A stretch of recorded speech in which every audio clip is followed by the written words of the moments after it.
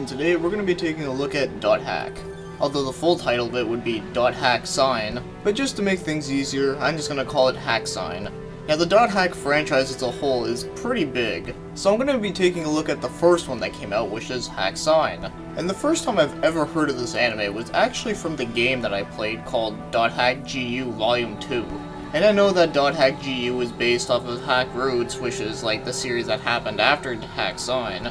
But after playing that game when I first got it, back when they used to have PS2 games brand new, I got interested enough to go check out the anime, but I wanted to start from the beginning way before. So that's pretty much how I started watching this anime for the first time. But it has been a while, and well, I figured I might also do a review for it, so I'm doing it right now. Now, before I get into the whole plot with this anime, one thing you gotta know about this anime is that it's based on an MMORPG called The World. So most of the story is taking place within this game, but there are moments where it does show some things that do happen outside in the real world, but it's only for brief moments. The story follows a character named Tukasa, who is a wave master. Now he's a pretty mysterious character that happens to wander around and likes to be alone all the time. And he doesn't even know who he is for the most part. In fact, a lot of the times, the other characters always question why he can't log out and why he's doing certain things.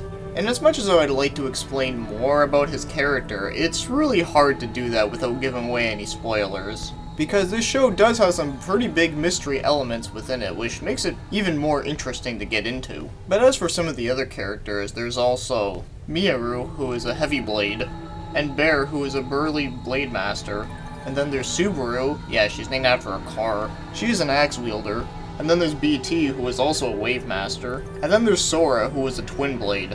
And there are plenty of other characters, but I'm not going to get too much into it though. But there are some very well-known characters that do show up later on, such as Kite and Black Rose and Orca. As I said though, I'm not going to get too much into it, but yeah, there's definitely quite a lot of characters to be had. So there's a lot of shit happening with like a virus going around, people having their own goals, which are not always the pleasantest things.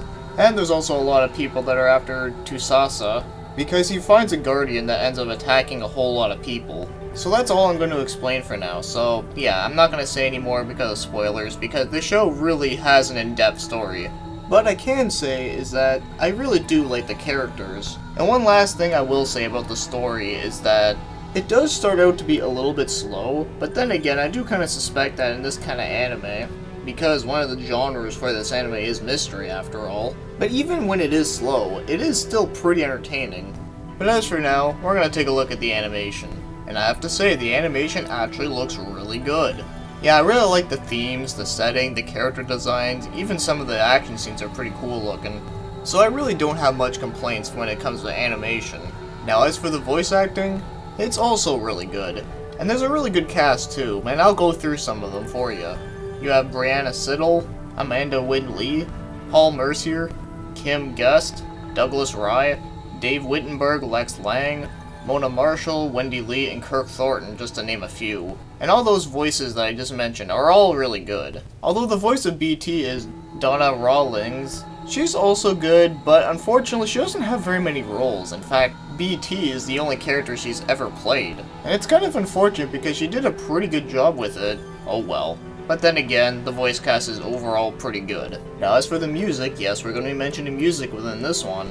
Well, I want to say that it's actually pretty awesome. And I'm not only talking about the beginning intro and the ending credits, but even within the music that plays within the show itself is actually really good.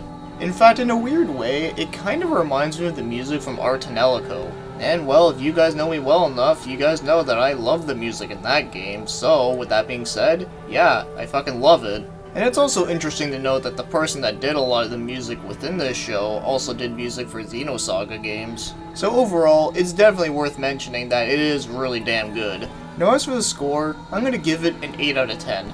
Yeah, it's definitely an interesting anime. And it was the first anime I ever watched that had to do with an online gaming world. But anyways, as for .hack, it's pretty damn good. Even with all the good praise that I'm giving it, I think an 8 out of 10 just suits it just right for me. So if you ask me personally, I think this is a very enjoyable anime with a deep story. But I do apologize for the lack of detail, but then again, these reviews are not meant to be fully in-depth. It's just to give you a basic idea of what it is and what I think about it.